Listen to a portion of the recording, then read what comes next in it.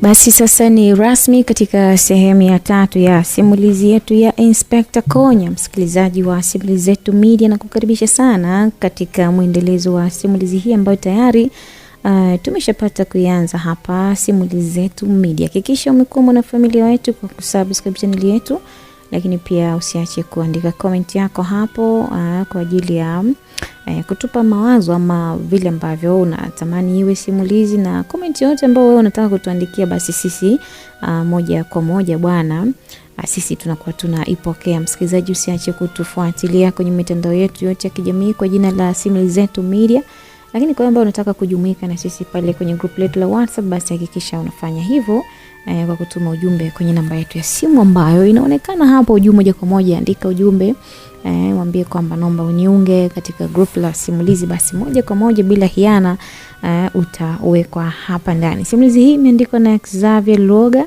almaarufu kama Mkandarasi, mwenye anapenda kujiita hivyo, na hapa tuko naye live katika sehemu ya 3 ya simulizi hii ya Inspector Konya. Nikikukumbusha mpaka pale ambapo tulikuwa tumefika mwisho ni kwamba Konya pia sasa alikuwa ametekwa bwana. Mambo yake bado kweli, mtoto wake ajui alipo, nani kamuua mke wake ajui, lakini leo ametekwa, na katika kutekwa kwake amelisikia neno Mr. X, Mr. ambaye anamtafuta sana, lakini kabla hajafanya chochote kwenye ukombozi wake wa alikotekwa, anakuja kujua kwamba mtoto wake Fani anatafutwa na jeshi la polisi kwa sababu amemtorosha binti wa waziri mkuu, kesi ambayo mimi na wewe pia tunaamini kwamba si ya kweli, lakini ni kama michezo. Tunakonya anakuta sasa amechoka, hajamaliza la mke wake, hajamaliza la kujitetea mwenyewe, hajamaliza kujua binti yake, pamoja na kwamba ameshamuona, lakini hajui namna gani atampata. Anapata habari nyingine tena ya huyu mtoto wake ambaye anaitwa Fani.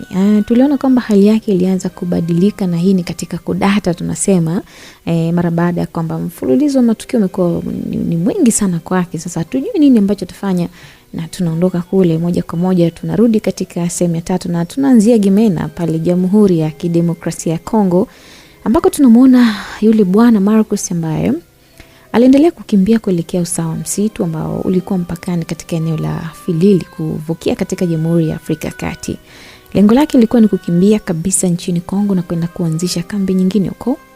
Kwa upande wa General Anton Swipa, yeye aliendelea kumburuza kuelekea upande wa Salong National Park. Ilikuwa ni katikati kabisa mwa hii Jamhuri ya Kidemokrasia ya Kongo. Fani naye hakuwa mbali nao kabisa. Alikula nao sani moja kuangalia huyu baba alikuwa anampeleka wapi mdada ambaye hana hatia. General Anton Swipa alitokea katika barabara moja ambayo alikuwa anaifahamu fika kwamba itamfikisha katika eneo ambalo alikuwa anahitaji. Alisimama hapo kwa dakika kadhaa, huku kila muda akiangalia saa yake mkononi. Bado alikuwa amevalia mavazi yake ya wasi, ikiwa ni kama sare ya jeshi fulani hivi katika nchi za Afrika. Hakuvaa kofia na wala isingekuwa miwani, yani vyovyote vile alikuwa amevipoteza hivyo vitu katika kurupushani za kutafuta ule upenyo. Basi baada ya masikiko ya kelele za gari ambazo zilisikika kutokea upande kaskazini kuelekea kusini, General Swipa alisogea na kusimama katikati ya barabara akiwa bado amemshikilia mtoto yule ambaye alikuwa ni mtoto wa waziri mkuu. Alikuwa amemshika mkono wa kushoto kama mateka. Gari kubwa la mizigo ambalo lilikuwa linatoka kuchukua mizigo kaskazini lilifunga breki za ghafla baada ya kuona mwanaume amesimama pamoja na mwanamke katikati ya barabara. Dereva hakushuka. Alibaki ndani ya gari akiwa mtulivu tu. Hakupiga honi wala hakutoa hata sauti za matusi kwa watu hawa kama ambavyo mara nyingi waga wanatukana wakiwa wameharibu utaratibu wa barabara, lakini dereva huyu alikaa kimya tu. Jenerali alisogea hadi ilipo gari na akaamua kuomba msaada ili apate usafiri wa haraka. Alikuwa na nguvu ya kuteka gari hilo na kumuondosha dereva, lakini alipaswa kuwa na subira ili amsaidie katika vikwazo kadhaa ambavyo angekutana navyo basi huko barabarani. Alijua fika kwamba taarifa zao za uasi zitakuwa zimeshasambaa Kongo nzima, na kwa kuwa wao ndio ambao walikuwa wanashikilia namba 1 Afrika kwa uasi, alikuwa na uhakika kabisa kwamba taarifa zao zinasikika kila mahali. Nipo na dadangu hapa, unaweza kutusaidia kufika sehemu? Aliongea Swipa akiongea kwenye lugha ambayo ilikuwa ni ngeni kwa Swipa alikuwa anaongea Kikongo, lugha maalum kabisa ya ukanda huo. Yule bwana kwenye gari alimwangalia kwanza kwa umakini Generali, na kisha akageuza macho hadi kwa ambaye hakuwa na amani hata kidogo. Pita upande ule, alijibu yule bwana, na aliwakubalia waweze kusafiri pamoja. Aliwakubalia kutokana na hali ambavyo ilikuwa, kwa sababu ilionyesha dhahiri kwamba mwanamke ambaye alikuwa pembezoni mwa Generali Swipa si dada yake bali ni mateka. Yule jamaa aliamua kubali ili kuepusha tu kupoteza mzigo ambao alikuwa ameagizwa. Basi Jenerali na walikuwa katika siti za mbele kabisa za gari, na Sweeper alimuomba yule jamaa kama ana fulana za kubadilisha, kwa maana waendesha magari kama hawa safari ndefu mara nyingi wakosi kuwa na nguo kwenye magari. Basi Sweeper alibadili nguo ya juu mumo katika gari bila kuona aibu mbele ya mwanamke huyu. Alifungua kifua chake na kisha kilikuwa wazi kabisa na kuacha misuli ambayo ilikuwa imejipanga vema na kupendezesha umbo lake kabla hajavaa tena shati lingine ambalo alikuwa amepewa na yule jamaa ambaye hakuwa hata mwongeaji kabisa. Safari ya gari ilichukua masaa mengine 6 ya General Sweeper na jumla ikafika sasa 3 kamili za usiku. Saa hizi zilitosha kabisa kuwafikisha sehemu ambayo alikusudia kufika. Hakukuwa na askari wa barabara wala askari wale wa uongo ambao ulikuwa unakutana nao mpaka wanafika. Kwa bahati yule jamaa alikuwa na makazi madogo kwa sehemu hiyo. Lakini jambo la kushangaza zaidi ni pale ambapo nyuma gari hiyo alikuwepo Fanny Laurent Konya. Ama kweli huyu alikuwa ni mwanajeshi. Alinasa kwa nyuma ya gari ambako ni chini kabisa ya gari kule kwa masaa yasiyopungua 6. Yaani alikuwa ameganda tu. Gari liliposimama basi Fanny alichomoka taratibu na kusogea upande wa mbele ili kujua nini kwa kinaendelea. Mtu wa kwanza kumuona Fanny alikuwa ni ambaye alikuwa bado ndani ya gari. Na wakati huu ilikuwa ni dereva pamoja na bwana Anton Sweeper walikuwa wanateta jambo wakiwa nje ya gari upande wa mbele kabisa. Sasa giza tayari lishaanza kushamiri Kongo nzima. Basi Fanny alimtuliza kwamba awe mtulivu na yuko pale kwa ajili ya ukombozi. Alizunguka nyuma ya gari ambako alitafuta chuma kimoja kikubwa sana. Taratibu alikiweka usawa kichwa cha jenerali ili kumtwanga vizuri, kwa sababu alikuwa amegeuza kichwa upande ambao Fanny alikuwepo. Alishamsogelea mpaka pale ambapo alikuwepo na tayari kuinua chuma hicho kizito ili kumtundika nacho Sweeper. Lakini ishara za macho yule dereva zilimshtua Sweeper. Tayari alihisi kuna hatari ambayo ilikuwa nyuma yake na haraka aliinama chini na kumega hatua kama moja hivi hadi ambapo alipo dereva akamvuta ili kumfanya kama kinga yake mbele ya kipigo kile cha chuma kitakatifu. Fanny aliponyanyua kile chuma alikuwa mzito sana ukirusha chini. Alijikuta anamtwanga yule dereva kichwani badala ya mhusika ambaye alikuwa ni muasi Jenerali Anton Sweeper. Kile chuma kilimkuta vibaya sana dereva yule. Haikumchukua raundi tayari damu ilisharuka mtaa mzima. Ukelele wa mwisho ulisikika kwa yule dereva bila hata msaada wote. Zaidi sana ilionekana tu ubongo ambao ulionekana ni kama utamwagika hivi, na moja kwa moja basi bwana yule alifariki mazima. Fanny alikuwa amemuua bila kukusudia. Basi alishuhudia tukio hilo kwa macho yake, na mwanga wa taa za gari ndo ambao ulipendezesha tukio lile. Sasa dereva alikuwa yuko chini akiwa na jina la utangulizi la marehemu dereva. Fanny alipigwa na butwaa sana, na kukosea kitendo hicho ni jambo ambalo mwenyewe hakulitaraji. Alimwaga damu ya mtu ambaye hakuwa na hatia. Aliganda akiwa amezubaa akiangalia kwa jinsi yule jamaa ambavyo alikuwa akiendelea kumwagika damu ingali tayari alikuwa amekwisha kufariki. Basi kabla hajakaa sawa, Fanny alishtukia teke moja kali sana katika maeneo ya kiuno, teke ambalo lilimrusha mpaka upande kidogo, na akashuhudia chuma chake kikidondoka na kutokomea gizani huko. Kabla hajakaa vizuri tayari adui yake alikuwa mbele ya macho yake. Alikuwa ni General Sweeper ambaye alimnyanyua Fanny kisawa sana kumkaba kabari ambayo kwa mtu wa kawaida ilikuwa hawezi kuchomoka. Basi ilikuwa ni kabari ambayo ilikuwa na historia kutumika kwa vibaka wengi sana, hasa katika mitaa ya Keko, Dar es Salaam, kulipindi ambapo kibaka alikuwa anatamani kuibia. Mtifuano ulikuwa ni mkali kiukweli. Ulishuhudiwa mbele mwanadada Mustafa. Ilikuwa ni patashika nguo kuchenika. Bado hali ilikuwa taharuki sana sehemu ile. Na sasa waliachana nafasi kidogo ili kila mmoja jipange. Sasa huyu Fanny alikunja ngumi moja nzito ambazo zilimweka imara pale aliposimama. Jenerali alikuwa anarukaruka tu huku akitishia kama anaenda kama anarudi. Na bila kutaraji Fanny alijikuta anapigwa teke zito maeneo bavu. Kabla Sweeper hajaondoa mguu wake ubavuni kwa Fanny aliudaka mguu na hakuachia. Alitaka kumpiga tena na alipata nafasi ya kumpiga ngumi nzito sana sehemu za siri za Sweeper. Pale ndipo ambapo alikoma mtu huyu, lakini alikuwa amekoma sana. Hakugugumia hata kidogo. Alijizungusha tu na mguu wake wa pili ambao ulikuwa umeshikwa, akaruka hewani hivi kama kipepeo mtini. Alijizungusha kuutoa mguu kutoka chini hadi kufika kichwani kwa Fanny. Maskini, tenge ilikuwa ni kali zaidi ya ilimburuta Fani kutoka maeneo ya shingo na akajikuta anapoteza mwelekeo. Kipindi hiki Umu alikuwa anahangaika kwenye gari. Lengo lake lilikuwa ni atoke humu ili atafute nafasi basi akaweza hata kumwokoa huyu Fani. Basi alijihangaisha sana na alikuwa katika sehemu asiyojua, na baadaye alijikuta kwamba amefungua mlango ule ambapo ilikuwa ni upande ambao anakaa dereva. Taratibu alinyata hadi pale ambapo mtifuano ulikuwa ukiendelea. Jenerali hakutaka kumaliza mchezo mapema. Alisubiri Fani inuke pale ambapo alikuwa ameanguka. Basi Fani aliinuka huko akijishika mkono wa kushoto ambapo ilikuwa ni eneo la kichwani. Kulikuwa na mchubuko ambao ulikuwa unatiririsha damu kwa kiwango kidogo sana.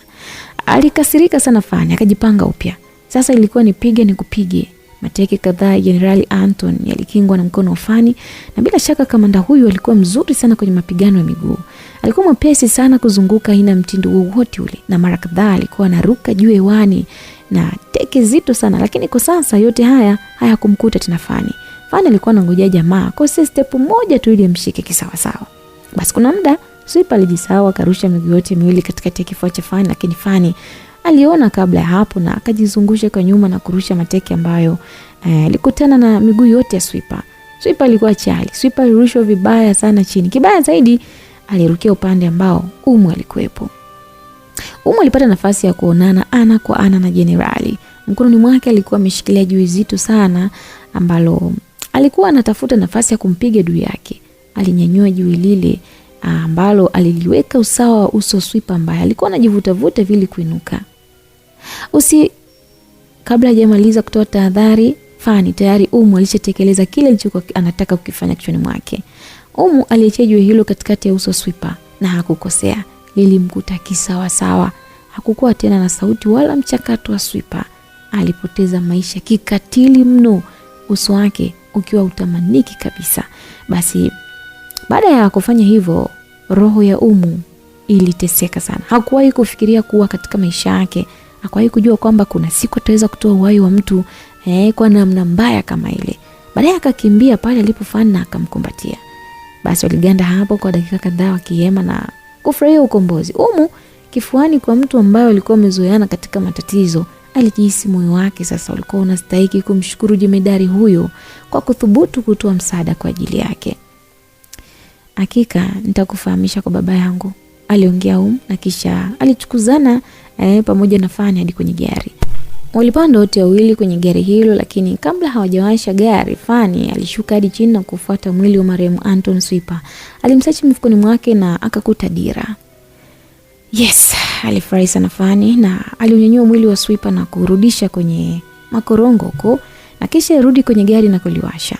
Likawaka na Fani na Umu wote wakatabasamu kwa pamoja, na taratibu wakaanza kutafuta uelekeo kwa njia kwa ajili ya kuelekea Tanzania. Na tunatoka pale tunakuja Dar es Salaam Tanzania, ambako ilikuwa ni ndani ya ofisi moja ya serikali. Kulikuwa na viongozi wawili ambao walikuwa wamevalia vema suti zao. Kila mmoja alikuwa na kinywaji chake ambacho kilikuwa kinamsindikiza vema katika maongezi yao. Walikuwa katika kupanga mpango mwingine kabambe wa kuipeleka nchi sehemu nyingine tofauti kabisa. Bila shaka mpango egemee moja ya sehemu kubwa ambayo itachukua sehemu kubwa ya watu. Yule ambaye alikuwa mwenyeji wa ile ofisi alizungumza akimwelekeza mwenzake ambaye alikuwa ni Sam Dafur. Mwanzoni unajua kichwa changu kilipanga kila kitu kiishie pale Mbagala rangi 3, lakini naona mazingira yatakuwa sawa ikiwa kama tutaichagua Kariakoo. Yule mwingine alijibu, okay, basi tufanye yote mawili. Tunalipua huku, tunalipua na huko tena, alafu tunasikilizia, au mnaonaje? Sam Dafur aliongea tena. Ilionyesha alikuwa na mpango mkubwa sana wa siri. Maongezi yao yalikuwa na uficho fulani hivyo wa taarifa. Waliamua kutumia lugha za mficho kutoa maana halisi ambayo labda itawasumbua pindi dili lile likiwa limeburumbuka. Kwani inahitajika vijana wangapi? Yule mwingine aliuliza. 2 tu. Basi, ni 2 tu, lakini wao wazoefu na kazi. Vijana 2 hao tunawapata. Vijana wapo, ila ni 2 tu. Unanitia shaka. Unajua kwa nini tusitumie hata mkoba mzima? Bwana, hii ni ndogo bwana. Nahitaji 2 tu natosha. Mmoja wa kiume, mmoja wa kike. Faida hii ni nini lakini bosi? Unajua nitatengeneza dola nyingine ambayo baada ya tukio hili najua kwamba serikali ilivyo na kichwa kibovu itatoa fedha za uchunguzi wa matukio, tena itaundwa kamati ambayo na mimi pia nitakuwepo. Kazi inaisha, aliongea Sam huku kila muda akicheka kama mwenda wazimu. Basi ngoja mimi nikuache nitazame hao watu. Umesema vijana wawili, aliongea yule jamaa na kisha aliinuka na kutaka kutoka. Hey Freddy, you have $1 million in 2 days. Freddy, umetengeneza milioni 2 za Kiingereza kwa siku 2 tu. Sam Dafur aliongea kwa lugha ya Kiingereza kumtambulisha kijana aliyekuwa anaongea naye ndani humo, ambaye kumbe tunaambiwa kwamba alikuwa ni Freddy. Sasa huyu Freddy aligeuka na suti yake nadhifu hadi pale ambapo bosi wake Sam alikuwepo. Akatabasamu na akarudisha sura yake mlangoni. Hakujibu kitu, alifungua mlango na kutoa sehemu ile. Alimwacha bwana Sam akiendelea kuvuta sigara zake ambazo zilikuwa zimebaki pale mezani. Sasa huyu Sam Dafur ni mmoja kati ya viongozi wa juu kabisa wa nchi. Alitumikia nafasi ya kamanda wa jeshi kama jenerali na kisha alichaguliwa kuwa waziri wa ulinzi katika uchaguzi ambao ulikuwa umepita. Baada ya kustaafu nafasi hiyo, aliamua kujikita katika masuala ya kuipa changamoto serikali yake, na kwa sasa anamiliki magenge kadhaa ya uhalifu kwa siri sana, akiwa na kamati yake ile ya viongozi 6 ambao wapo kama mamluki ndani ya serikali. Sam Dafur huyu alikuwa ni mweupe mwenye nywele tu ambazo zilibadilika rangi. Upande wa mbele zilikuwa zimebadilika ili kuupisha uzee ambao ulikuwa umeanza kukomaa. Alikuwa ni mrefu kidogo na mtu mwenye umbo la kawaida sana. Udhaifu ambao aliuona bwana Sam Dafur ilikuwa ni alama ya X ambapo ilikuwa chini ya mguu wake wa kushoto ambao aliumia kutokana na risasi ambayo ilimchimba kipindi yuko nchini Sudan akipigana vita vya ushirika dhidi ya wanamgambo huko Somalia. Na huyu ndo Sam Dafur. Na sasa tunaelekea Temeke katika kituo cha polisi Dar es Salaam ambapo kulikuwa na hali ya utulivu sana pale kituoni wakati ule. Shughuli zilikuwa zimedorora sana toke Inspector Konya pale kituoni. Inspector ambaye alikuwa na mambo yake mengi sana ya kiserikali kuliko hata kufuatilia mwenendo wa sehemu yake ya kazi. Msaidizi wake alikuwa ni Inspector Badil Junior ama JR, ambaye alikuwa akitumia ofisi ya Konya na ilikuwa ni kama mpango wa serikali kuziba pengo la Konya. Basi Badili huyu, kumbuka, ni rafiki yake na Konya. Hakuwa mtu wa kutafuta wahalifu wengine, na mara nyingi yeye alikuwa akiwa na muda mwingi wa kupumzika, kula bata kama wafanyavyo askari wengine. Yeye hakuwahi kufanya hivyo. Alikuwa busy sana katika ofisi yake na alikuwa akitafakari sana kuhusu matatizo ambayo alikuwa amemtokea rafiki yake Konya. Mbele ya uso wake alikuwa anatazamana na mafaili kadhaa pamoja na picha ambazo alihisi labda zitasaidia katika mpango wake wa kumkomboa Konya dhidi ya mshindani wake Mr. X ambaye mpaka sasa hatujajua ni nani. Kulikuwa na faili moja ambalo lilikuwa ni gumu jeusi ambalo lilikuwa na taarifa maalum za huyu ambaye alikuwa anaitwa Maalum Bashasha. Kulikuwa na picha 4 kubwa ambazo moja ilimuonyesha Maalum Bashasha siku akiwa anakamatwa, nyingine ilimuonyesha siku anaingizwa kituoni, na nyingine ilimuonyesha Maalum akiwa katika mahabusu. Ya mwisho ilimuonyesha akiwa marehemu tayari.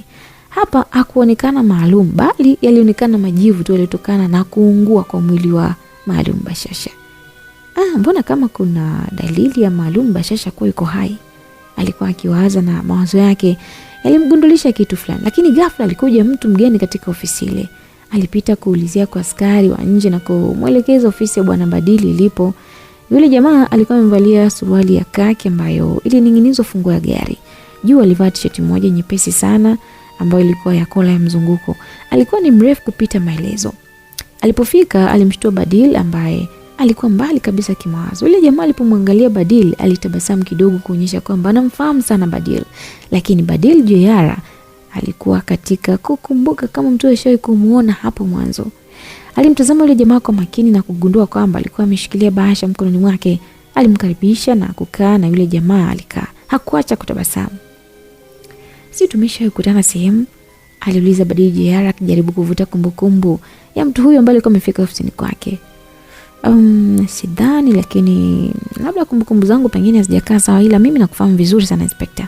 Aliongea yule jamaa na kuendelea kutabasamu kila alipokuwa akimwangalia Badil JR.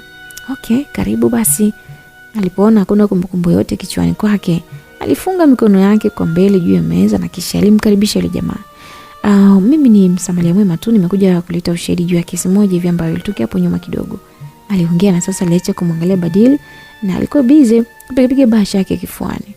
Okay, kesi gani na kwa nini hujaanzia kule? Aliuliza Badil JR akionyesha utaratibu ambao mtu anapaswa kutumia. Bwana Inspector, unajua mambo mengine yanahitaji mzunguko. Kesi hii haihusishi jeshi la polisi. Bila shaka inakuhusu wewe tu. na ndo maana uko mahali hapa, aliongea yule jamaa kwa taratibu sana. Okay, karibu na kusikiliza, aliongea kwa haraka Badili ili apate nafasi ya kuendeleza kazi yake ambayo ilikuwa mezani. Una mushkeli sana inspector. Okay, kila kitu kiko ndani ya bahasha, aliongea na kusimama yule jamaa, na kabla hajakabidhi na kuondoka aliongeza neno, naomba mnilinde na maadui, kwa maana ushahidi huu ukijulikana kwao, wakijua ni mimi ndiye. I say. Yule jamaa kumaliza hata maneno, arudisha bahasha ile chini ya meza ya bwana Badili Jiara na kisha aliondoka. Badili alimwangalia mtu huyo hadi anatoweka, hakupata hata nafasi ya kumrushia swali lolote lile. Kistajabu ya Musa utaona Farao, aliongea Badili, na kisha alikaa kwenye kiti chake, alitazama ile bahasha mkononi mwake na moyo wake ulikuwa ukimsukuma sana. Aliifungua kwa haraka, aliishika na kuipapasa kwanza kabla hajafungua.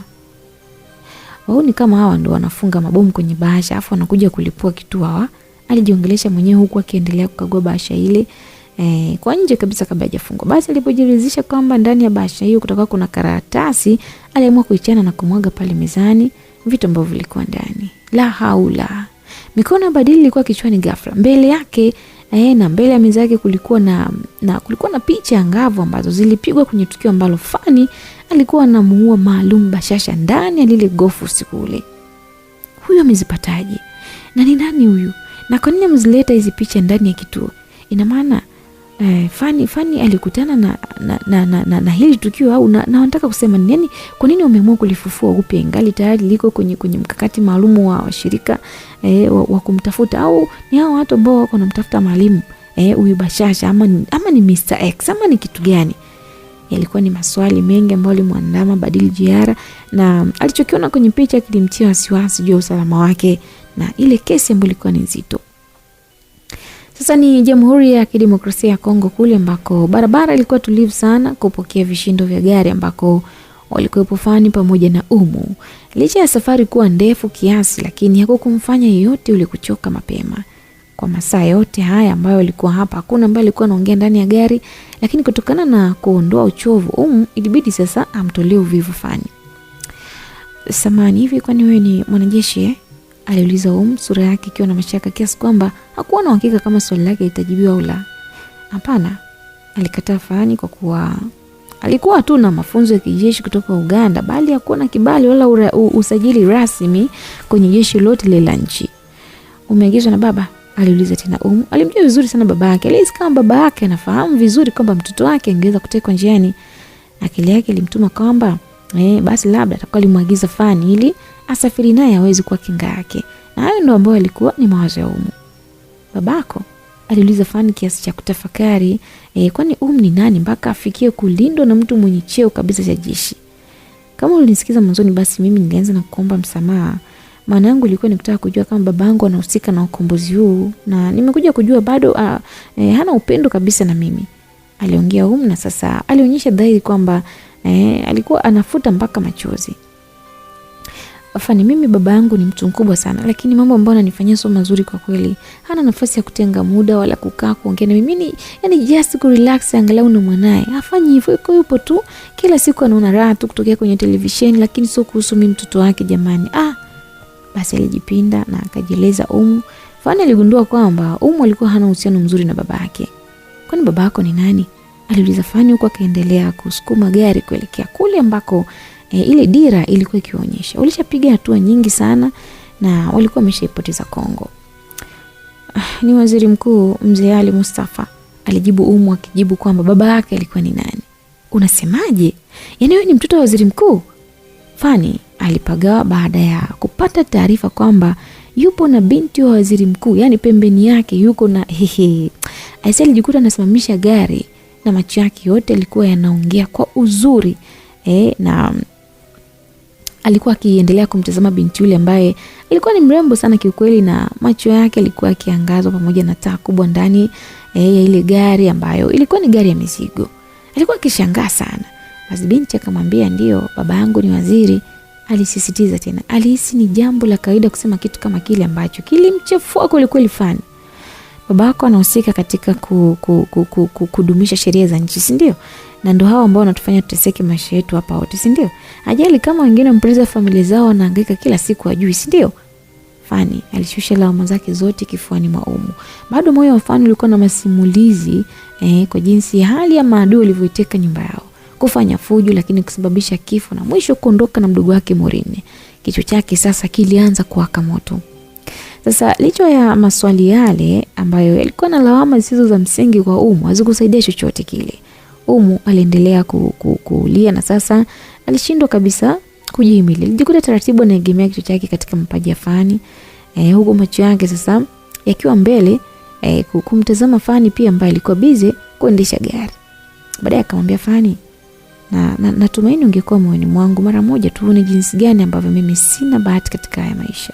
Si kwenye familia ya babangu tu, si kwa ndugu zangu, si kwa marafiki, lakini pia sio kwenye mapenzi. Kila kitu kimenisaliti.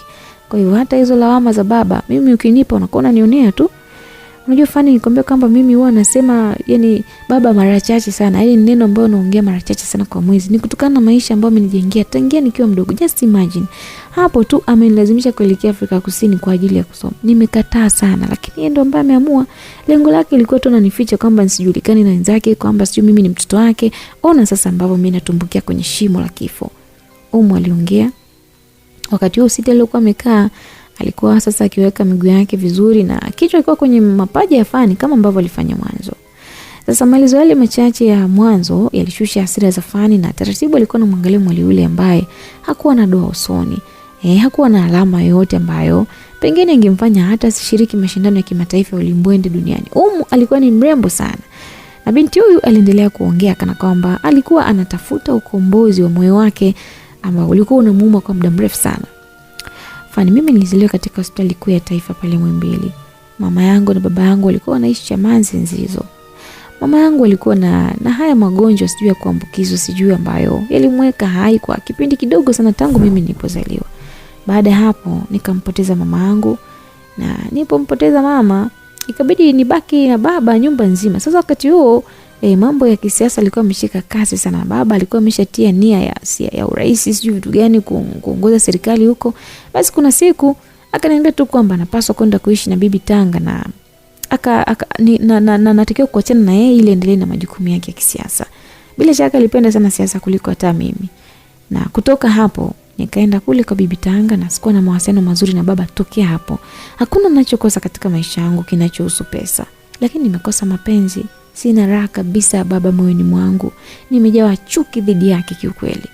Umu alikuwa akiongea kupita kiasi chake. Simulizi ya maisha yake ilimchoma sana Fani, ambaye alihisi labda binti yake anaishi kuna namna na enjoy wakati anateseka kwa ajili ya uongozi pengine ambao hata baba yake yupo. Baadaye alijikuta anamuonea huruma, lakini akajikuta pia anaikumbuka familia yake.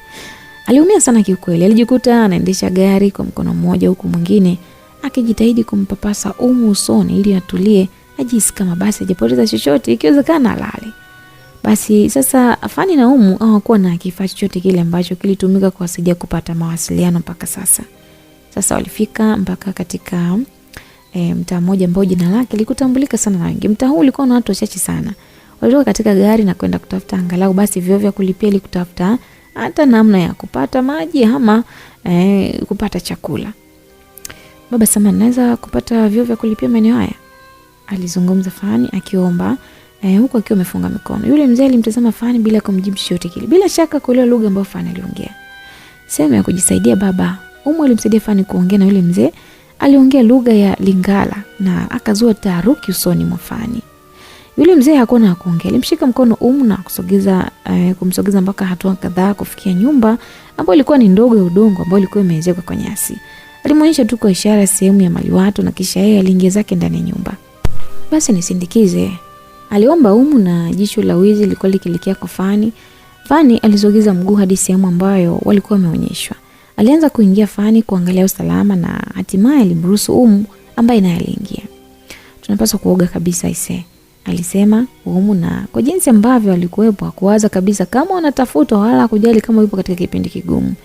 Basi alirudi tena kumgongea yule babu na baada ya muda alitoka nje, lakini kwa sasa aliongozana na mwanamke ambaye kichwa chake kizima kilikuwa na nywele nyeupe. Alimwangalia sana Fani eneo la kichwa bila kujijua. Fani kumbe eneo hilo alikuwa ametoka kuacha damu chache ambazo zilikuwa zimeganda kwenye nywele. Damu ambazo zilikuwa zimetokana na lile teke ambalo lilikuwa ni la Marcus.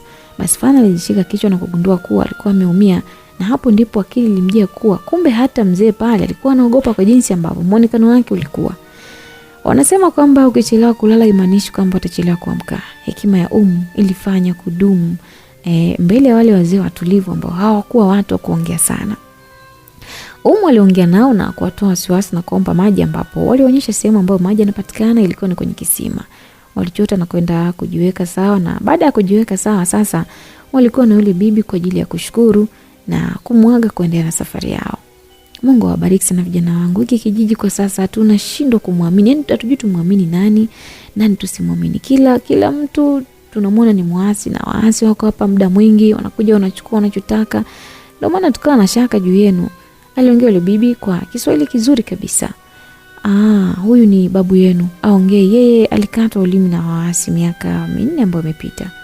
Aliendelea masimulizi yule bibi, na ilikuwa ni sababu ambayo ilimfanya babu yule ambaye mwanzoni alikutana naye hakuweza kuongea chochote. Basi kwa kawaida Kongo iligawanywa nusu kwa nusu, yani nusu serikali, nusu waasi. Na hii ilitokana na kutokuelewana kwa namna matumizi ya mali za kitaifa kama vile madini, na hivyo kila mmoja alikuwa akiamua lile ambalo alikuwa anajisikia. Basi Fani na hawakutaka kulala hata kidogo. Kila mmoja alikuwa na shauku ya kutoka ili waweze kwenda kuiona Tanzania. Kichwani kwa Fani kulikuwa na mpango kabambe wa kwenda kutafuta watu ambao wamediriki kumteka mdogo wake. Bado alikuwa na roho ya kisasi Fani. Basi walitoka na wale wazee na wakawaacha eneo lile wakiwa wamewashukuru sana. Walifanikiwa pia kupewa nguo nyingine tofauti na ambazo walikuja nazo mwanzo, na walifika hadi sehemu ambapo waliegesha gari kabla hawajaondoka. Na Fani alielekea sehemu ya nyuma ya gari hilo akaangalia kulikuwa na mzigo wa aina gani. Basi nyuma ya gari kulikuwa na kontena ambalo lilikuwa limesheheni mbolea za aina tofauti. Fani alitabasamu baada ya kuona hivyo, akamvuta kando na kumpasha habari kwamba wanapaswa kurudi Tanzania kwa ndege. Aliulizwa kivipi ya kujibiwa. Basi aliingizwa ndani ya gari na akasogea hadi pale ambapo nyumba wale wazee ilikuwepo. Aliongea nao kwamba ndani ya gari kulikuwa na mali ambazo zilihitaji mnunuzi ili waweze kupata fedha za kurudi Tanzania. Wazee walimuonyesha mtaa mwingine ambako huko kuna tajiri ambaye anashughulika na kununua na kuuza mbolea kwenda nchi nyingine. Walifika hadi hapo kwenye hiyo nyumba na kukutana na jamaa ambaye huwezi kuzania kwamba ndo ambaye alikuwa ni doni wa kijiji kizima. Alikuwa ni tajiri wa kutupwa. Alikubali kununua mzigo, lakini alitaja bei ya hasara sana kwa kuwa hakuwa na mpango wa kununua mzigo mwingine kwa wakati huo. Pesa aliyotaja ilikuwa na thamani ya dola, ilikuwa ni nyingi kama ukipeleka kwa malipo ya fedha za Tanzania, na walimwachia jamaa huyu mzigo wote pamoja na gari lake. Yani walitelekeza kila kitu hapo pona, kisha wakachukua pikipiki ambayo iliwasogeza hadi maeneo mjini kabisa ambako ilikuwa ni uwanja wa ndege wa kimataifa ambako unapatikana. Basi walifikishwa mjini Kinshasa, na huko walifanya mchakato wa siri kupata passport feki za kusafiria. Hakuna nchi ambayo watu waovu wanakosekana. Yani kila unachohitaji ni pesa yako tu. Fani na walifanikiwa pia kupata nyaraka zote za muhimu ambazo zinahusu kusafiri kinyemela. Wakalala hoteli, lakini vyumba vilikuwa ni tofauti. Asubuhi walikutana pamoja na kufika uwanja wa ndege, na saa 1 kamili asubuhi ndege ilianza safari kuelekea uwanja wa kimataifa wa Julius Kambarage Nyerere. Wewe safari tunayo. Sasa turudi upande wa Inspector Konya ambaye alikuwa ameonekana ametulia katika chumba chake kile ambako alikuwa amefungwa mwanzo. Sio kule mapangoni Tanga, hapana. Alikuwa katika chumba kile ambacho mwanzo alijikuta amefungiwa huko baada ya kuuzwa na yule dada ambaye alijiita Hadija. Basi ndani ya chumba hicho kulikuwa na viti viwili tu. Kimoja alikalia Konya na cha pili alikalia Karifu. Karifu alikuwa amekunja 4 tu kusubiri Konya atazinduka muda gani. Na hatimaye muda huo Konya ndo alizinduka kutoka usingizeni. Karibu Dar es Salaam Inspector, aliongea Karifu akichanua uso kwa tabasamu hivi. Safari hii Konya hakufungwa kabisa. Eneo lote lile, yani alikuwa huru kufanya chochote ambacho anajisikia. Tumekuja na mpango kabambe sana Inspector, na tumeamua kukuacha hai kwa sababu tumeshajua ni jinsi gani taifa linakuhitaji. Lakini licha ya hiyo, unajua kitu kingine ambacho Mr. X ameruhusu toke hai ni kitu gani? Aliongea na kuachilia swali. Hakujibiwa. Ikabidi Karifa aendelee kuongea. Tunataka ukachukue mzigo wetu. Hakikisha umetumia vile vile kama ambavyo siku ambao uliukamata kwa mahali mbashasha ulikuwa, ndivyo ambavyo tunataka mzigo wetu uje. Karibu katika mchezo mpya wa Mr. X. Aliongea hivyo Karifu, na kisha alinyanyuka na kutoka ndani ya chumba hicho. Inspekta yeye pia alinyanyuka na kutoka nje akaangalia hali inaendaje huko nje, lakini kitu cha kushangaza kukuta mtu mwingine yote yule.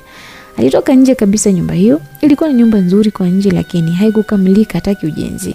Aliweka mikono yake kiunoni Konya akitafakari kwa nini walikuwa wamemteka wakamzuia siku kadhaa, alafu eti umemwachia huru.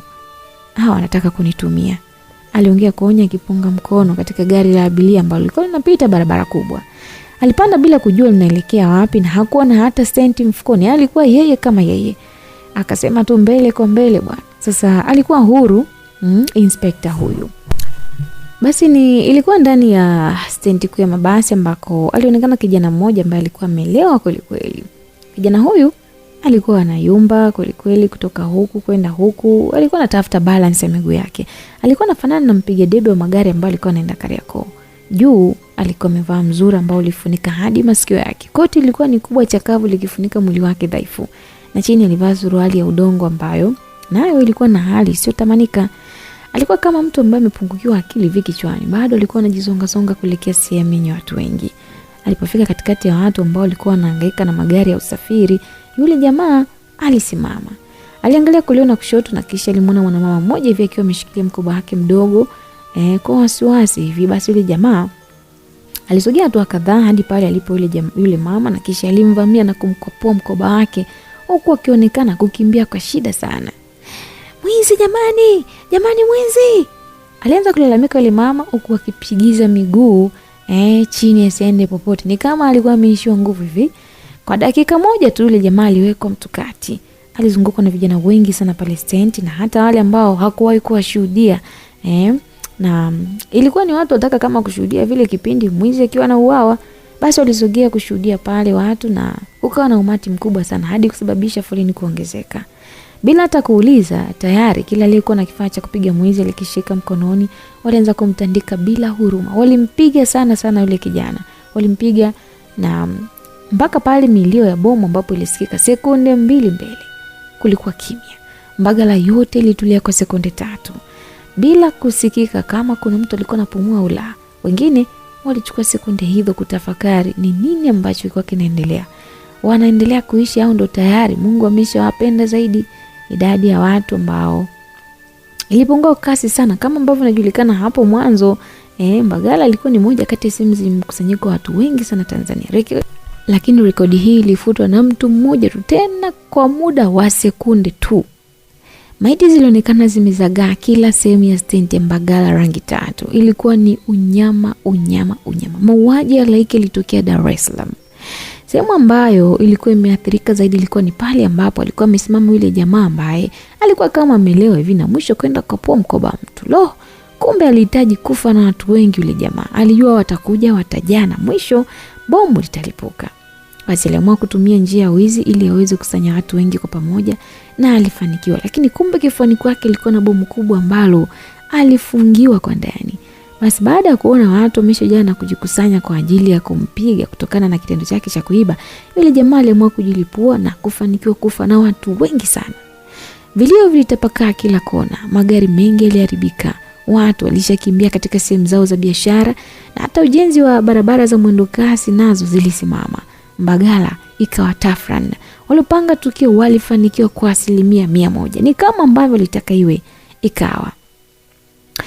Punde magari ya serikali yalikuwa kasi kuzunguka eneo hilo. Askari nao hawakuacha kufanya uchunguzi wao wa awali. Onyo kali lilitolewa kwa kiongozi mkuu wa majeshi na alikuwa ni wale tu kwa upande wa Samdafur. Alinukuliwa tu akisema, serikali haitafumbia macho juu ya vitendo kama hivi. Natoa siku 3 tu kwa mamlaka husika kufuatilia tukio hili kwa undani kabisa. Hatujali ni gharama gani zitatumika katika kuunda kamati ya uchunguzi, lakini lazima tujue nini chanzo. Aliongea kiongozi huyo akiweka vizuri sura yake katikati ya kioo cha mwandishi mmoja wa habari.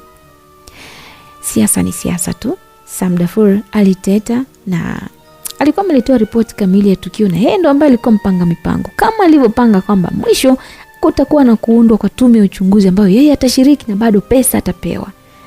Alikaa ofisini kwake yule jamaa, alikuwa ameshafikisha ile faili ambalo ilikuwa imeandaliwa kila kitu. Vipi, mmeclear kila kitu? Aliuliza kama mpango umeenda sawa. Samdafur alimuuliza yule jamaa ambaye alikuwa anatambulika kwa jina la Fred. Bila shaka, wa kiume tumeshampoteza kule Mbagala na hakika tunaenda kumpoteza hivi punde. Ni sasa hivi tu ataenda kupotea kule polisi. Aliongea Freddy akimaanisha kuwa wale vijana wawili ambao walikuwa wamewatuma kazi wamefanya kama ambavyo walitakiwa kufanya. Mmoja ndio yule ambaye alikuwa amejilipua kule Mbagala na mwingine alikuwa ni wa kike ambaye ilikuwa inasemekana yeye atashikiliwa na jeshi la polisi. Okay, vizuri. Alitabasamu Sam huku akipokea faili hilo na kulifunua. Alikutana na sura ya mwanamke ambaye alikuwa amekomaa kupita maelezo. Hata kama ungebisha kwamba alikuwa hajahusika na huu mpango wa sura yake, ungegoma tu, alifanana kabisa na tukio. Sasa mchezo mzima ulikuwa hivi, waliagizwa watu wawili. Mmoja alikuwa kiume ambaye yeye walimvesha mabomu na kwenda kujitosa katika Mbagala ambako ilikuwa ni target yao. Wa pili alikuwa ni wa kike ambaye yeye alisingiziwa kuwa ni mmoja wa shiriki ambao wamesadikika kushirikiana kulipua lile bomu. Sasa kwa hivyo tayari wataalamu wa mambo walishaandaa kila kitu, walishaandaa hadi na faili la kesi hiyo. Yaani ilikuwa ni mwendo wa kusuka kila kitu. Ama kweli watu wana akili. Yaani mtu amepanga mpango wa bomu litalipuliwa hivi na hivi, tutaunda tume yenyewe majibu inayo na hivi ndivyo ambavyo nchi inakuwa inaliwa. Sasa hawakukosea kweli wahenga waliposema kikulacho kingoni kwako, na huyu ndo Sam Dafuru mwenyewe aka mwenye kitu mipango. Sasa ni upande wa pili ambako tunaona lile faili la kesi ambalo lilikuwa ni faili fake la kesi ya mdada ambaye alikuwa amejisalimisha polisi, ambaye faili ile lilifika mpaka mbele ya Inspector Badili JR. Tayari kesi hii walikuwa wameiweka chini yake na yeye alikuwa anatumika ndivyo sivyo na wahalifu ili kuficha mkucha wao. Hakuna mmoja yote wa wahalifu ambaye alikuwa anatumika tu bila kujua, lakini mtego ulikuwa ni kwa upande wake. Sasa Inspector Badil JR aliamua sasa kwenda hadi chumba ambacho yupo mtuhumiwa. Moja kwa moja alienda kuomba mahojiano na mtuhumiwa ili ajue sababu za kwa nini aliamua kutekeleza tukio baya kiasi cha kufufua uhai wa watu wengi namna ile. Badala ya kufufua watu basi wamefariki. Akamuuliza nani ambaye alikutuma? Swali hili lilielekea kwa mtuhumiwa yule wa kike ambaye hakuwa tofauti kabisa na yule mwanamke ambaye alisaidiwa na Konya kule Morogoro. Alikuwa ni Hadija jamani. Kama mnamkumbuka yule binti ambaye alikuwa kituoni pale siku ya mlipuko stendi ya mabasi, alafu Konya alimsaidia na kwenda naye nyumbani kwake, ni huyu hapa leo tunamuona. Alikuwa ni Hadija. Hadija ndo ambaye alikuwa ametekeleza azimio la kwenda kujisalimisha kituo cha polisi kwamba alikuwa ameshiriki katika mauaji ambayo yalitokana na mlio wa bomu. Na hii ilikuwa ni dhahiri kwamba hata lile ambalo lilikuwa limelipuka Morogoro stendi ya Msavu siku ile, basi yeye ndo alikuwa mhusika. Basi majibu yake yalimweka na hasira sana Badile ambaye mara kadhaa alimchapa makofi ya uso, lakini hayakuwa na faida yote. Alipomlazimisha sana, Hadija alimjibu kwamba kiongozi wangu ni Maalim Bashasha, amenituma kulipa kisasi. Basi alikuwa akiongea hivyo na kumwacha hoi inspector huyu jamani. Akakumbuka ile tukio ambalo lilikuwa limetokea siku moja nyuma ya mtu kuja kusalimisha ushahidi kuhusu kifo cha Maalim Bashasha. Huyu mwanaharamu ni mzima, alithibitisha kichwani Badil kwamba Maalim Bashasha hakufa hata kidogo. Bado alikuwa anaendelea kutumiwa kwa siri na watu ambao walikuwa waipendi nchi. Kila kiconnect dot zake hakuona sehemu ambayo ilikuwa inaashiria kwamba Bashasha alikuwa amefariki. Je, unaweza kunikutanisha na huyu ambaye mnamuita Maalim Bashasha? Aliomba Badili bila kujua kwamba alikuwa anaingia katika mtego panya. Badili huyu alikuwa katika listi ya askari ambao walikuwa ni wasumbufu sana kama jambazi. Alisimamia haki kama ilivyokuwa kwa Konya. Tofauti yake na Konya ni kwamba Badili alikuwa na moyo mwepesi sana.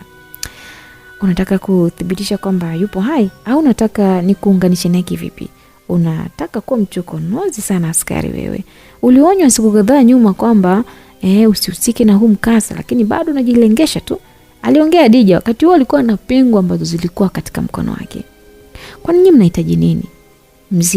Mzigo upi? Mzigo ambao ulikamatwa na Konya ambao una thamani zaidi bilioni 5 za Kimarekani. Dawa za kulevya na silaha. Siwezi kujibu hilo swali, lakini naweza tu kusaidia kitu ambacho uliniomba mwanzo. Kipi? Ukutane na Maalim. Kweli? Ukutane naye saa 10 kamili kesho. Usipojiandaa vyema, basi kesho itakuwa ndo siku yako rasmi ya kupoteza maisha duniani. Aliongea Hadija na akasimama kutoka katika chumba hicho cha mahojiano. Kilikuwa ni kile ambacho Konya alikuwa akimhojia Maalim Bashasha.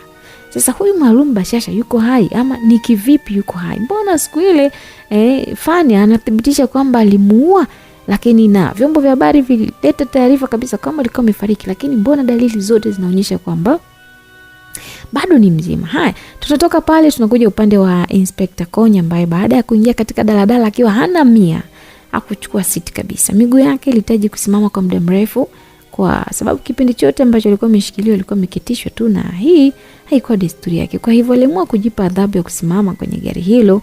Ngali siti za kukaa zilikuwa nyingi sana. Mkononi hakuwa na simu, hakuwa na kipeperushi chochote cha kuzugia wala chochote. Alijikuta tu anahangaika sana na kuongea peke yake. Alishindwa hata namna ya kuona nini afanye ili kumkomboa mwanae Fani ambaye aliamini kwamba bado yuko Kongo. Sasa wakati anaendelea kurusharusha macho yake, Inspector alimuona jamaa ambaye alikuwa amekomaa hivi akisoma taarifa kwenye gazeti moja la kiserikali. Hakumshangaa jamaa ambaye anasoma gazeti, bali alishangaa kichwa cha habari ambayo kilikuwa kimeandikwa kwa maandishi meusi makubwa, mengine yakiwa juu na mengine mekundu yakiwa kwa chini. Anatafutwa. Muasi aliondoka na mtoto wa waziri. Upande wa kulia wa maneno hayo kulikuwa na picha kubwa ambayo bila shaka ilidukuliwa kutokana na passport ya usafiri. Alilijua hilo Konya kwa sababu katika kichwa chake hakumbuki kama Fani alikuwa na picha. Alitabasamu kidogo baada ya kuona kumbe watu hao bado wanamtafuta Fani, hawana taarifa rasmi. Alijua tu kwamba tayari wamezidiwa maarifa kiasi cha kumsingizia kesi mtoto wake. Basi alisogea hadi kwa yule jamaa ambaye alikuwa amejifunika na gazeti akisoma kama mtu ambaye alikuwa amekosa kuona vizuri. Alimsogelea akiwa anajichekesha kama mwenda wazimu ili akionya akaweze tu kusoma naye hilo gazeti. Inspector, yule jamaa aliita kwa nguvu hadi kufanya abiria wote ndani kugeuka kuona ni nani ambaye anaitwa Inspector. Nyuso zao zilitazamana na Konya. Hawakujali, baadaye wakaendelea na biashara zao. Konya alimgeukia yule jamaa ambaye alimuita Inspector kwa sauti. Konya aliganda usoni kwa yule jamaa bila kusema neno. Kichwa chake kilikuwa kinatafuta kumbukumbu kama mtu yeye kumuona mahali popote. Basi alikunja ndita Konya. Habari yako Inspector? Yule bwana aliongea na kumpa mkono wa salamu Konya. Konya alimtazama usoni na kisha aliutazama mkono wake kwa sekunde kadhaa kabla hajaitikia. Naitwa Deus Bashasha, alijitambulisha yule jamaa. Konya kusikia jina hilo limeambatana na jina la mtu ambaye alikuwa ni adui yake wa mwanzo. Alitoa mkono wake haraka sana kwa yule jamaa. Alishakumbuka tayari tukio la kutekwa kwa mtoto wao. Kabla hata hajambana yule bwana, akawaza swali ambalo lilikuwa linamuumiza kutoka siku ile alipotekwa. Kwa muonekano wa Deus Bashasha alikuwa sawa kabisa na Maalim Bashasha. Bila shaka walikuwa mapati. Na huyu Deus Bashasha ndo ambaye alionekana kule katika ofisi ya Badil Jiara. Na alienda kule kumkumbusha Badil Jiara kwamba Maalim Bashasha yuko hai. Na alienda na ushahidi kabisa katika bahasha. Kwa nini wameniachia huru?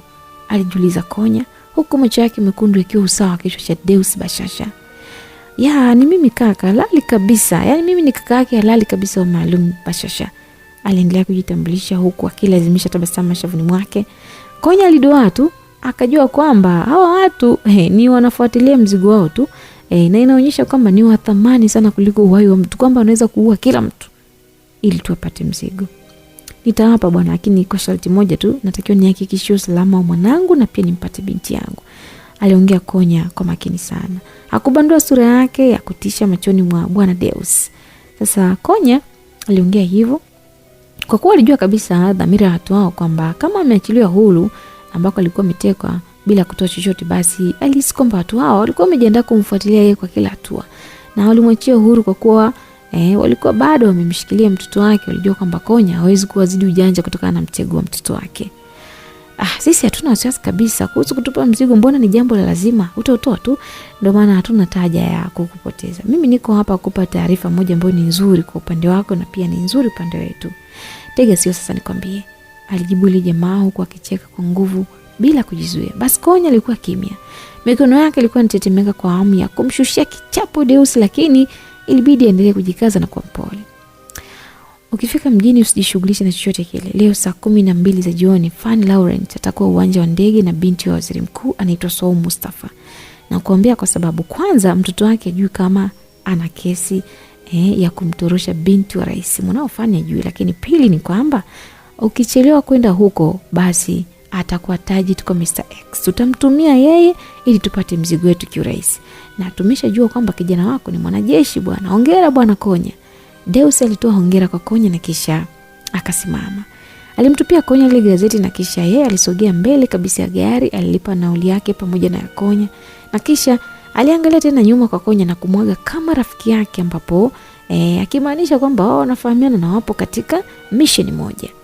Alishuka pale pale na yule jamaa alimwacha Konya akiwa na mambo mengi sana kichwani kwake. Konya alikuwa anaweseka tu pale alipokaa. Alishindwa kumfuata yule jamaa wala kumuuliza wapi basi alikuwa anaishi.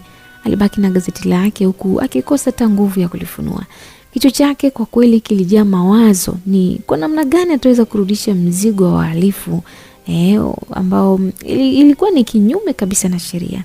Yaani askari kama yeye akaibe madawa kulevya pamoja na silaha kurudisha kwa wahalifu. Hapo atakuwa anajenga au atakuwa anabomoa?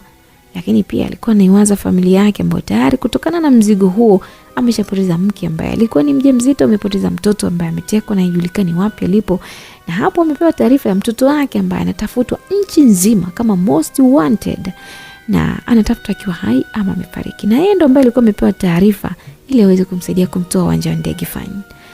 Basi Inspector Konya alianza kwa kuuliza kwanza gari hilo lilikuwa linatoka wapi na linaenda wapi. Akajibiwa kwamba lilikuwa linatoka Kibaha na kuelekea Mbezi. Kumbuka wakati wote alikuwa amepanda bajaji hii bila kujua hata ni wapi anaenda. Akagundua kwamba mwanzo walikuwa wameshikiliwa katika mapango ya Handeni huko Tanga, na kisha akarudishwa Kibaha.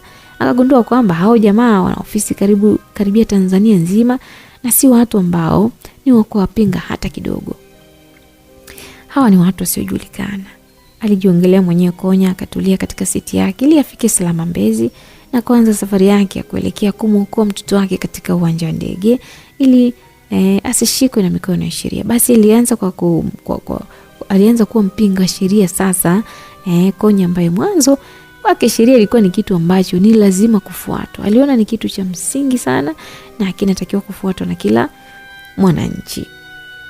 Sasa ni ofisini kwa waziri mkuu.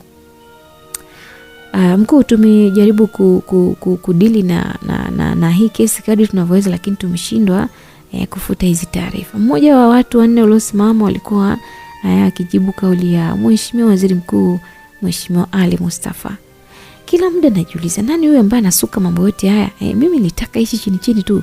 Ona sasa jinsi ambavyo nasumbuliwa. Aliongea waziri mkuu akishusha mate yake kupitia koo. Alipokea simu yake ambayo ilikuwa ikiita kwa muda mrefu. Waambie nikisha kamilisha basi nitajitokeza kutolea ufafanuzi. Aliongea kwenye simu waziri mkuu na kisha likata. Aliwaangalia wale vijana ambao walikuwa wamependelea kusimama na kisha akaendelea na mazungumzo. Hao wamepiga tena. Wanataka uthibitisho kwamba kweli ni mtoto wangu au la, na alikuwa wapi kipindi chote. Alizungumza waziri mkuu akikuna upara wake kwenye utosi. Alikuwa amelegeza miwani yake machoni na akaendelea, kwa hivyo mmefanya kila kitu kufuta hizi tuhuma lakini mmeshindwa, si ndio? Aliuliza wale watu. Ndio mheshimiwa, mmoja alijibu. Okay, yapasa sasa nifanye jambo, mnaweza kwenda. Alitimisha waziri na kuwaruhusu wale watu waondoke. Nia ya waziri ilikuwa ni kufuta uvumi wa habari kwamba mtoto wake ametoroshwa na mtu asijulikana. Habari hizi hakuzipenda kwa sababu alimficha mtoto wake kwa muda mrefu sana ili kumepusha na siasa. Hakutaka katu mtoto wake huyo aingie katika matatizo ambayo yanatokana na siasa. Licha ya kumficha kwa kipindi kirefu, mwishowe akaamua kumkimbiza huko Afrika ya Kusini, lakini mambo si mambo, alishikiliwa na magaidi na hatimaye hapa na pale leo ameingia katika kinyang'anyiro cha taifa na kujulikana kwamba alikuwa ametoroshwa na kijana ambaye anakwenda kwa jina la Fana. Basi aliwaita watu wake kitengo cha habari kuona kama anaweza kuzuia uvumi huo, lakini hakuna ambalo lilitendeka na walishindwa. Basi waziri mkuu alisimama na alipata simu nyingine, na hii hakuipokea kabisa. Badala yake ilikuwa ni baada ya kuona ambaye anapiga ilikuwa ni yule mwanzo. Zilikuwa ni simu kutoka kwa waandishi wa habari. Alizunguka huku na kule katika chumba chake na mwisho alichukua koti lake la kutoka ofisini. Haya, sasa tunarejea uwanja wa ndege kule ambako uwanja wa ndege bwana, pale kulikuwa na ulinzi maradufu sana, na hii ilikuwa ni kutokana na taarifa nyeti kutoka idara ya ulinzi kwamba chochote kitakachoingia na kutoka kwa kipindi hiki basi kinatakiwa kukaguliwa. Sasa haya yote ilikuwa imetokea baada ya kutekwa kwa binti Umu Mustafa, huyu mtoto wa waziri mkuu. Uwanja ulijaa askari na mitutu ya kila mahali ilikuwepo. Pembeni kidogo kwenye sehemu ya mapokezi hapa alikuwa jamaa mmoja mweusi sana. Mtu huyu alikuwa nadhifu sana. Kichwani kwake kulikuwa na nywele nyeupe tu, zile ambazo zilikuwa za kung'ara kama dhahabu. Alikuwa na mustache kuanzia shavu la kulia hadi kushoto, na kama askari wa Kihindi hivi alikuwa amekomaa kwa suti kali nyeusi ambayo ilikuwa ni kutoka juu mpaka chini. Alikuwa na tie, socks na vitu vingi vya rangi vya dhahabu, na kila ambaye alimuona alijua dhahiri kwamba alikuwa ni mfanyabiashara wa kimataifa ambaye alikuwa yuko hapo kumsubiri mgeni wake.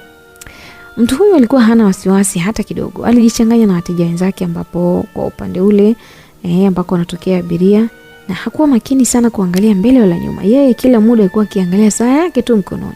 Yaani kila akinua shingo kuangalia askari waliokaa hapo pembeni kizembe, alirudisha tena sura yake kwenye saa yake na kisha aliinuka.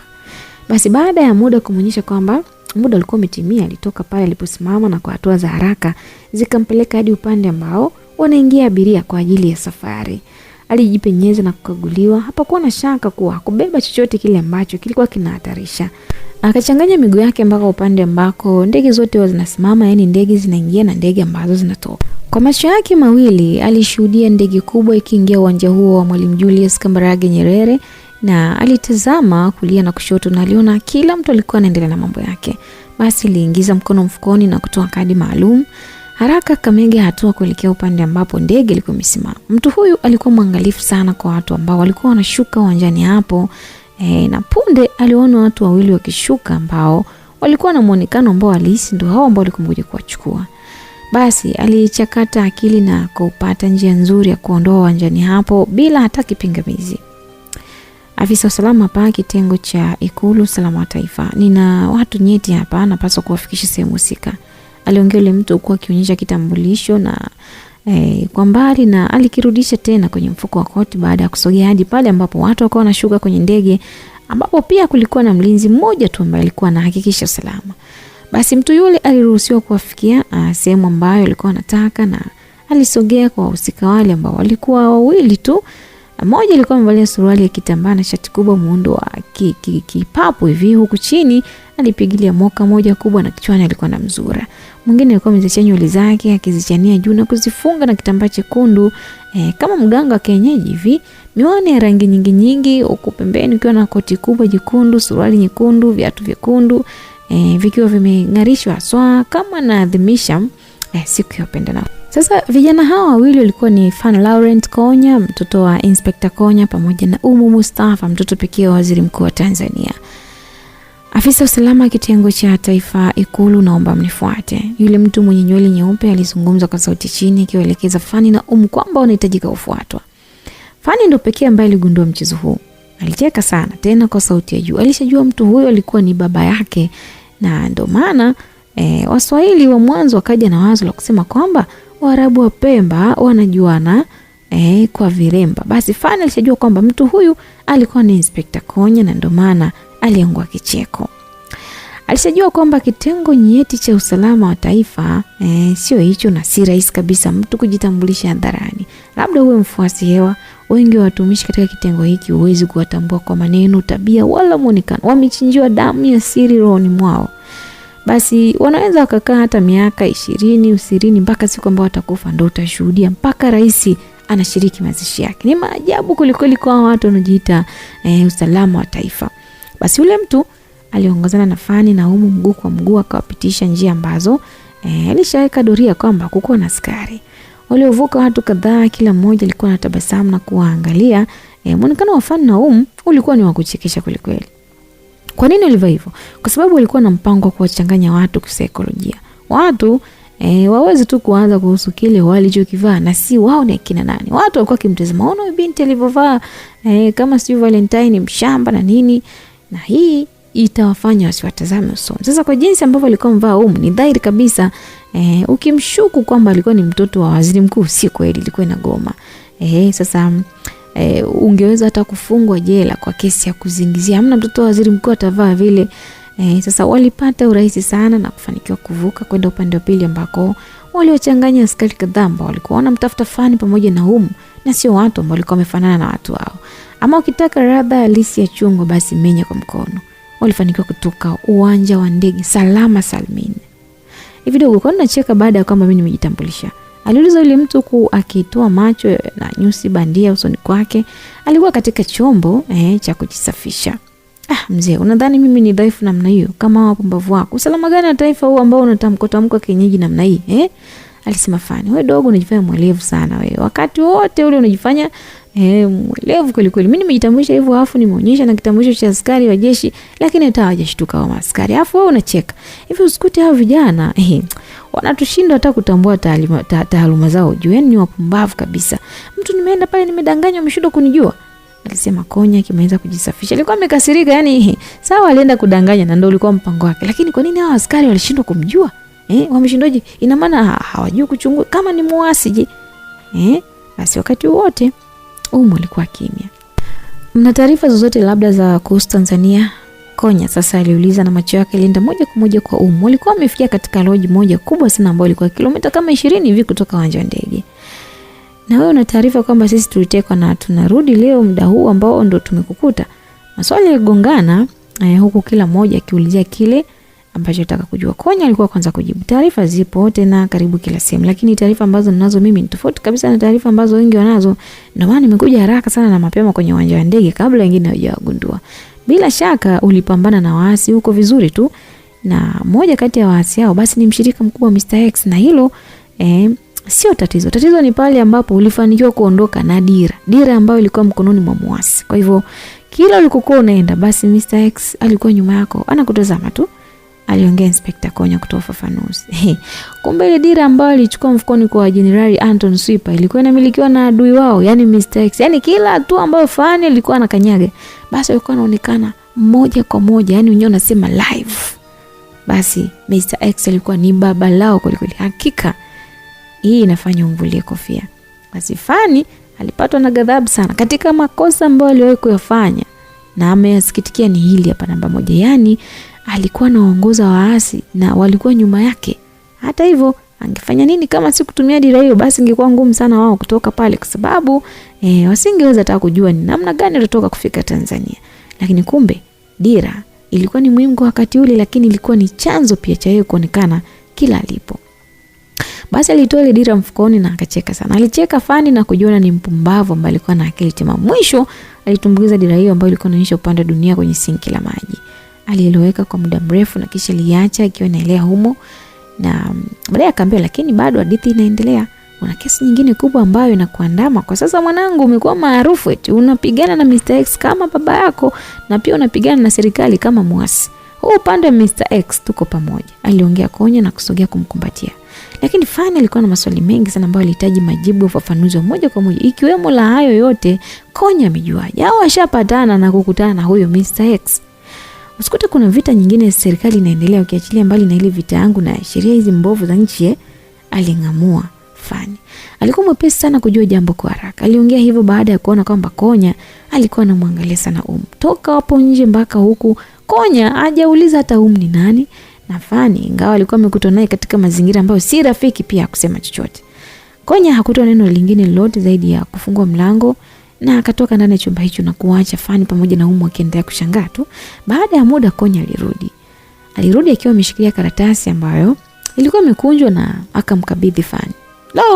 Ilimtoa Fani macho karatasi ile. Alibaki akishangaa tu, asiamini kwamba anayehusika na taarifa hizo ni yeye mwenyewe. Konya kumbe alipoenda nje alienda kubandua karatasi moja ambayo ilikuwa imebandikwa jirani na lodge hiyo. Aliingia nayo mpaka ndani na akamwonyesha Fani. Bado ni lile ambalo Bwana Sam Dafuri alikuwa ameagiza lichapwe. Lilikuwa na picha na muundo wa passport ya Fani pamoja na maneno yaliyoandikwa kwa herufi kubwa.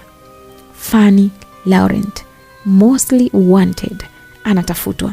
Anahusika na utoroshaji na utekaji nyara wa binti wa waziri mkuu. Utakapomuona mahali popote pale, awe mzima au amekufa, toa taarifa. Namba za simu ni hizi hapa, bure. Donge nono la shilingi milioni 1 kutumika kama zawadi. Habari ile ilimshtua sana mpaka mwenyewe hakujua ni kipi ambacho kilikuwa kinaendelea. Hii ina maana gani sasa? Umetoa wapi hii? Aliuliza kwa mshangao akishtushwa na zile taarifa. Dogo, mkaribishe mwenzako Tanzania, maana bado yuko Kongo huyo, aliongea Konya na kisha aliwageuzia mgongo. Alitafuta kitu kwenye mfuko wake na alikipata. Aliweka mdomoni tayari kukivuta. Ilikuwa ni kiko chake kama ilivyo kawaida yake. Basi Fani Aliongea na Umu kwa kirefu zaidi, akamtambulisha kwa baba yake, lakini Kato kugusia kwamba wapo katika harakati za kumtafuta mtoto wa Konya na wanahangaika katika kulipiza kisasi dhidi ya maadui. Hakuyaongea kwa sababu zake za msingi, na kwa kuwa alishajua mpaka muda huu adui yao alikuwa ni nani, ila alihisi adui yupo karibu sana. Basi mkakati kabambe kabisa Inspector Konya anafanya kwa sasa ilikuwa ni kufanya kazi kwa pamoja kumjua Mr. X alikuwa ni nani, kwa nia kupambana naye vema kabisa pamoja na genge lake. Mwishowe ilikuwa ni kumrudisha Maureen katika mikono salama. Sasa turudi upande wa Inspector Badil JR, ambapo leo ilikuwa ni ile siku ambayo Badil JR alipanga kukutana na Maalum na Bashasha na alikuwa ni mtu ambaye alishasaulika kwamba alishafariki kutokana na bomu, lakini kwa taarifa za chini chini Maalum Bashasha yupo hai. Kwa kuwa dili ilikuwa ni kati ya mtuhumiwa, yani Hadija, mwanamke ambaye amehusishwa na tukio hili la bomu la Mbagala, ambaye alikuwa ameshikiliwa na jeshi la polisi kupisha uchunguzi zaidi kwa ajili ya kupelekwa mahakamani. Hivyo ilibidi afanye vile ambavyo Hadija alikuwa amemwambia. Mwanamke, kama ulivyoahidi mwanzo kwamba utanikutanisha na huyu mtu wako, niko hapa kusubiri. Aliongea huyu Badil JR. Alikuwa na bashasha sana baada ya kuwa ameomba ruhusa ya kuongea na mtuhumiwa kwa dakika 5. Inspector, unajua mimi ninakuwazia sana hali yako, yani itakuwa yani unaomba kabisa kukutana na muuaji, yani uone hatari hiyo, kama ni mtego je? Aliongea Dija akiwa amependeza tu na pingu zake mkononi. Mimi nimekula kiapo, niko tayari kufa nikiwa nimemuona tu, nataka tu nitafute amani juu yake, aliongea Badil akionyesha kutaka kusawazisha kesi ambayo ilikuwa inagharimu maisha ya inspector mwenzake ambaye alikuwa ni Konya. Sawa, mimi nitakupa contacts za kukutana kwake, lakini jambo moja tunakushauri, aliongea na kisha alishusha sauti ya Dija. Akasogeza mdomo hadi karibu na Badil alipo, akaendelea kuongea kwa sauti ndogo.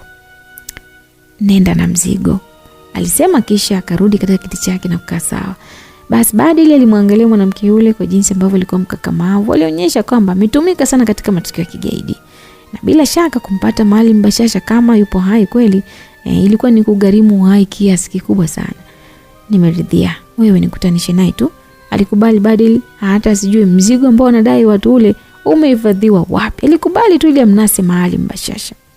Basi Badil alipewa namba za simu ili kupiga ili ampate mtu ambaye atamkutanisha na Maalum, na alitoka ndani ya kituo na kupiga ile namba. Waliongea kwa kifupi sana na kufanya makubaliano. Baada ya muda waliambizana sehemu ya kukutana. Basi ilikuwa ni barabara ya Kilwa Road, kona ambayo mtu Chang'ombe na kumpeleka Mbagala au Kariakoo ilikuwa ni sehemu nyepesi pia. Basi akiwa ndani ya gari, Badil aliona kwa mbele gari jeusi ambayo alipewa maelekezo asogee maeneo hayo. Aligesha gari yake pembeni na kutoka, alisogelea gari lilipo na aligonga katika kioo. Mlango ulifunguka na yeye aliingia ndani.